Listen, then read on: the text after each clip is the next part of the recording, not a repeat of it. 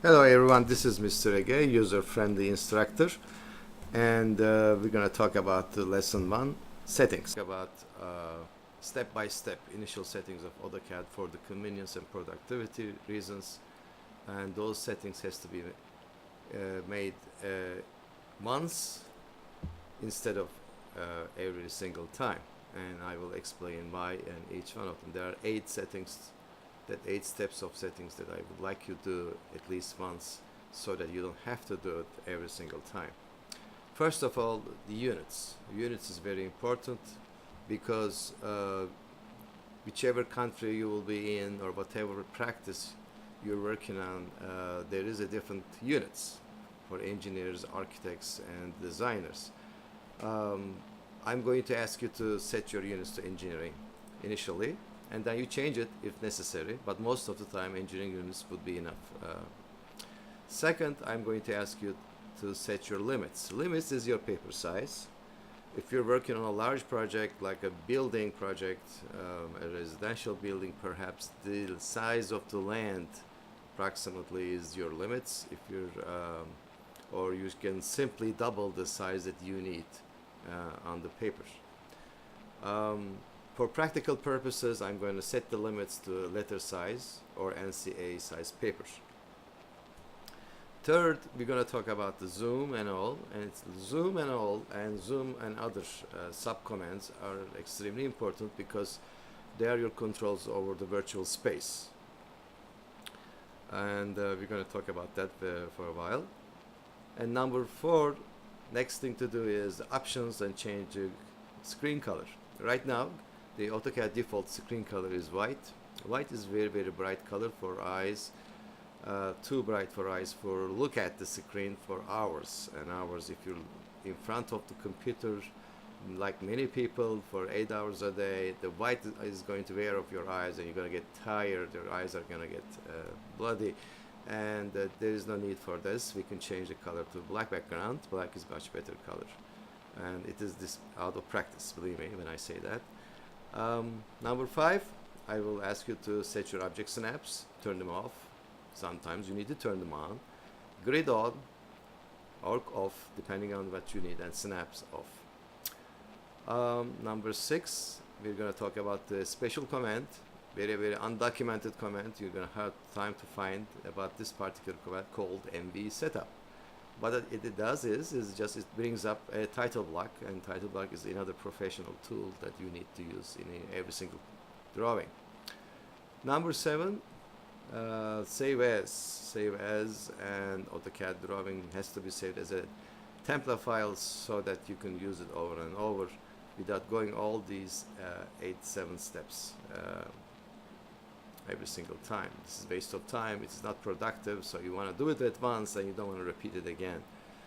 And finally, how do you test everything? And you go to File and New and see all the settings are holding up, and that's the proof of it. Okay, so let's start with the units command. First of all, where do you find units? You can type units, of course, but this is an unproductive way of issuing commands inside the AutoCAD. So let's see if we can go move our cursor over A on the upper left hand corner of the screen and click on it and see if we can access to units command. Move your cursor over the drawing utilities and move cursor over units under the drawing utilities and click on it. Computer give you a number of options here, and one of them is architectural units, decimal units, engineering units, fractional units, and so on. I suggest you, for the practical purposes, for this one, select engineering units, number 1. Precision is very important. Precision basically determines after this how many places will be calculated. AutoCAD will calculate after the decimal point. I suggest use this 4 decimal places after the decimal point, 10,000ths of an inch, which seems to be serving most of the purposes, most of the reasons. Sometimes you need to increase it, sometimes you need to decrease it, but for now, 10,000ths of an inch precision seems to be good enough. Make sure that it is inches. And but if you were in Canada, for example, that would have been millimeters. And there's a unit list settings. There are a number of other settings depending on where you are on and what kind of job you're doing. Light years, astronomical units, hectometers, and so forth. But we're going to click on inches and use inches for this, for the purpose of this drawing. Okay, and limits are done. We're going to go to the limits now. Limits is very important. Limits determines where you're going to work on your screen. Limits directly applies to your screen, and it resembles to the paper size that you're working on, but it is not exactly the paper size. Limits has to be much larger than the drawing itself at full scale. So you're going to set your limits larger than whatever it is that you're drawing. If you're drawing a building, your limits has to be obviously much larger than building. If you're drawing a land, much larger than the land itself, obviously. But if you're drawing some small object, like a telephone or cellular phone or anything, your limits probably should be ANSI size paper, or we call this as a letter size paper. Okay, so we're going to set the limits to letter size paper for the purpose of this particular drawing. The reason being we're going to have to do this because computer doesn't expect you to draw outside the limits, and the current limits may not be the most proper limits, and the computer reacts to when you draw the lines outside the limits, and that's why you have to make a decision ahead of time. Okay, so where do I find limits? I can type limits, of course, but that will be unproductive again. I need to find format. Okay, on the menu, on the top menu. Now, if you don't have the top menu, you're going to have to bring it up. Under the format, you move your cursor over drawing limits. As you can see, there is drawing units also, which we have done in a different way previously, but you can also access the drawing units as we done before.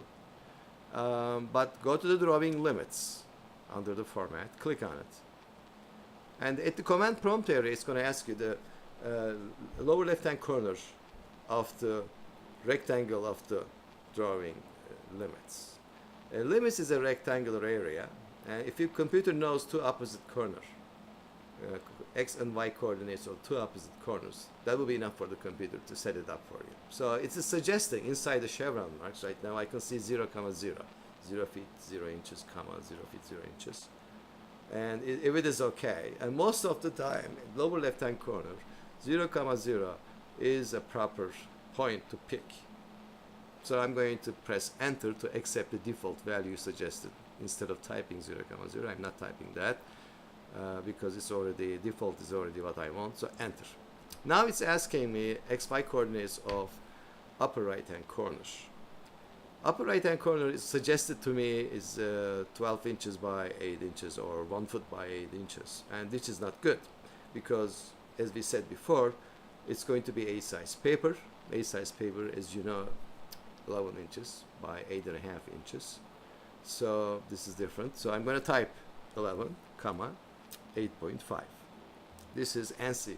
That agrees with the ANSI A size standard drawing, or letter size standard drawing, and most of the time we're going to be printing.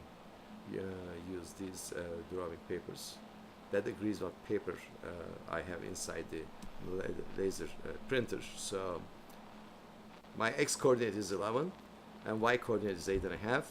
So upper right hand corner of the rectangular limits is 11, 8.5. I'm going to press enter key. Very good. So far we did units, we did limits. Now let's move on to the zoom all. As soon as you do limits and limits, you want to type Z enter and A enter for all, so that computer shows you entire limits.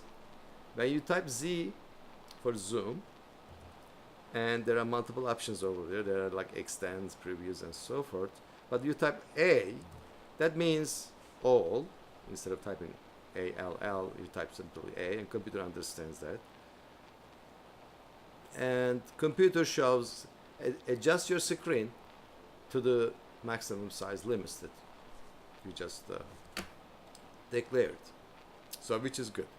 Zoom all does this, and then please remember to use this command as needed.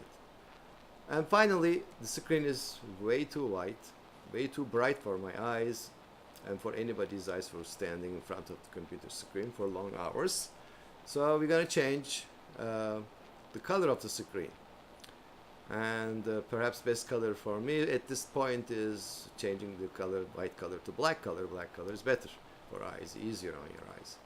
How do I go to options? Of course I can type options, but I'm not going to do that. Not that I'm too lazy to do it, but it's more productive to move my cursor over. Upper left hand corner, click on A. And options are at the lower right hand corner, closer to the lower right hand corner. Select options. Computer gives me a dialog box, and under the dialog box select display. Under the display there is colors. Select colors, press the colors button, and there is a new dialog box, Windows file, and then change the color to black background, and apply and close, apply and OK. Background is changed. Very good. What else do we do? Options are done, colors are done. Now object snaps. I'm going to turn off the object snaps off. As you see at the lower bottom corner of the screen, there are multiple features and little boxes over their icons, and the one on the left is inferred constraints, and the next one is snap mode. It's off. There is next one, the third icon is grid display. I'm going to turn on the grid display, because grid display shows me the drawing area, my limits that I set up. Ortho, right now I don't need ortho. Polar tracking, I don't need it. Object snap, I'm going to turn it off. 3D object snap, I'm going to turn it off. Snap tracking and dynamic UCS, I'm going to turn off all of these for now because I don't need it. Any of those features at the bottom are there for your precision and for your productivity when you need them. When you don't need them, they will give you a hard time. They will slow you down. They will make you make errors, mistakes. So when you don't need them, you need to turn them off. So I'm turning off the ones that I don't need. Okay, and I suggest you do that. Take your time to turn them off, or turn them on when you need them, and then turn them off again. This is very important. All right, object snaps are done. Now next item in our outline is MV setup command. MV setup is title block. Now what's the title block? Title block is a very important concept in professional drafting design for architects and engineers and designers and anybody in the industry. Every single company and institution, industry has their own title block. So we're going to have to use that. We don't just simply draw the lines on blank sheet of papers and send them out. We don't do that. We just, companies do have, and persons do have their own, professionals do have their own title blocks, special title block that delivers the information in an organized way, in a responsible way. And because those drawings are legal documents, and that's for to protect the rights of the people who designs them, draws them. So that's why title block is extremely important. Otherwise, we wouldn't be using them. And command for that is MV setup, and I'm going to demonstrate how to. I'm going to type this because this is the only way I know how to arrive the MV setup. So MV setup, enter.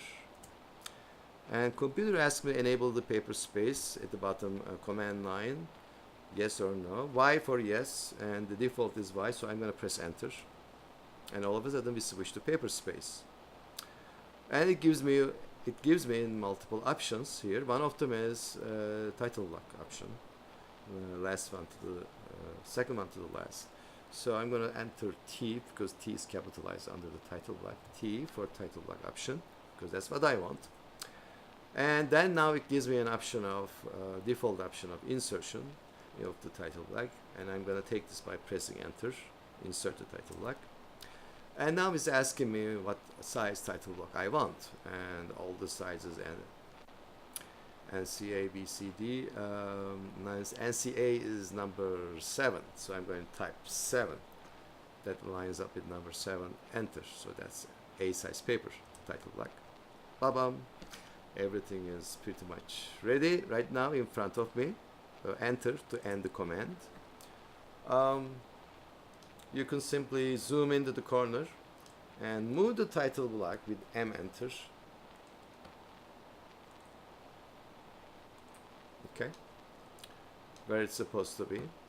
And the viewport is a little bit wrong location, and I'm going to change the viewport size, and that can be manipulated later on too. But now we have a title block. Okay, this is what title block is. Title block has to be ready when you decided to print a drawing. You're in the paper space. You can go back to the model space like that. Okay, and when you double click inside this viewport, you can zoom and extend Z enter and E enter. You can, and then double click outside and back to paper space, model space, paper space. Okay. And you can type PS for paper space too. Let's go back to model space and click on it. Okay. And now that this is done, we need to save this drawing as a drawing template file, so that every time we start a brand new drawing, those settings, they come up in front of us readily, so that we don't have to do it again. Okay, and the engineering is about efficiency of the studies, so we need to be efficient. To do that, go to Save As. We can type Save As, of course, or you can move your cursor over the file and select Save As function, and look at the file of type and change it to AutoCAD drawing template file DWT. And we need to type ACAD inside the file name, because that seems to be a standard tile. And save. Do you want to replace it? Yes, I want to replace it. And template file, and OK that. I think it's ready. Okay. I think we are done so far. And one last thing. Let's test this. We're going to the file and new, and to see how it is done. Now let's assume that you wanted to start a brand new drawing file, to start a brand new project, and the first command you should enter is new, obviously. Okay, and when you select AutoCAD DWT file that we just simply selected, it's in front of you, and you go to layout. Okay, this is the layout. This is title block as we decided. If there's anything to draw, has been drawn, it has to be erased, obviously. Okay. Very good. I would like you to do this and show it to me when you're done for a feedback. Thank you very much for your attention.